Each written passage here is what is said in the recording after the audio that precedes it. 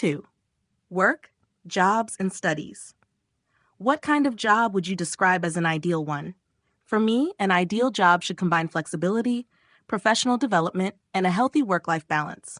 I work online in IT, mainly in DevOps and system administration, so I appreciate remote work a lot.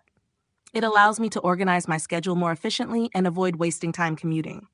Remote work has become increasingly popular in recent years, hasn't it?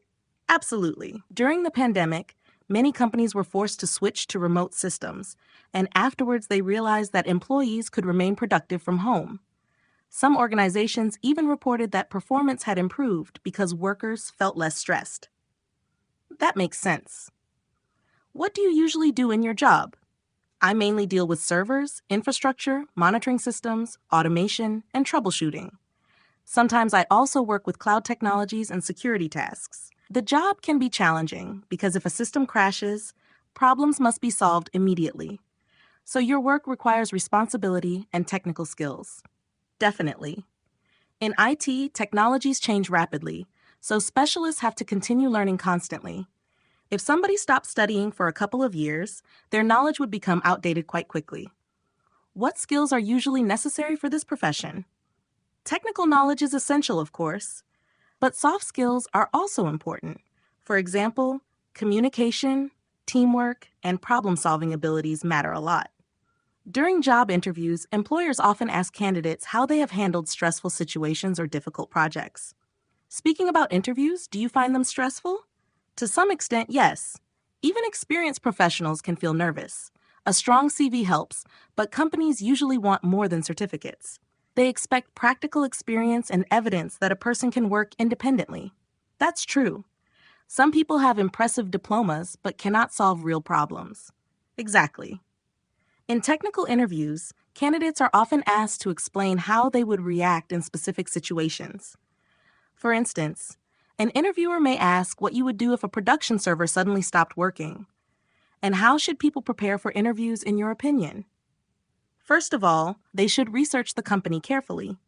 It's also useful to revise technical concepts and practice speaking confidently. Besides, candidates should prepare examples of projects they have worked on. Employers usually appreciate practical achievements more than theoretical knowledge. I agree. Confidence can make a huge difference. Absolutely. Years ago, I used to worry too much before interviews because I wanted every answer to sound perfect. Later, I understood that interviewers are also interested in honesty and communication style. What about work-life balance? Is it difficult in IT? Sometimes yes. Remote work has advantages, but it also creates challenges. Since people work from home, they may continue checking messages late at night. As a result, professional life and personal life can become mixed together. That sounds exhausting. It can be. In some companies, employees are expected to remain available almost all the time. That is why boundaries are important. Personally, I try to disconnect after work and avoid spending the entire evening in front of a screen. That's probably healthier. Some people become workaholics without noticing it. Exactly. If somebody worked continuously without rest, burnout would eventually appear. Productivity also decreases when people do not sleep enough or relax properly. Did you always want to work in IT? Not really. Earlier in my life, I had studied another field, but later I decided to change careers because technology seemed more dynamic and flexible. Besides, remote work opportunities were more attractive for me. Career changes have become more common nowadays. People are less afraid of starting again. That's true. Modern education systems also allow people to study online, which makes professional retraining easier. Many specialists have learned new skills through courses, YouTube, and online platforms instead of traditional universities.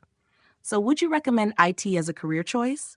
Yes, but only for people who genuinely enjoy solving problems and learning continuously. IT can provide financial stability and flexibility. However, it also requires patience and discipline.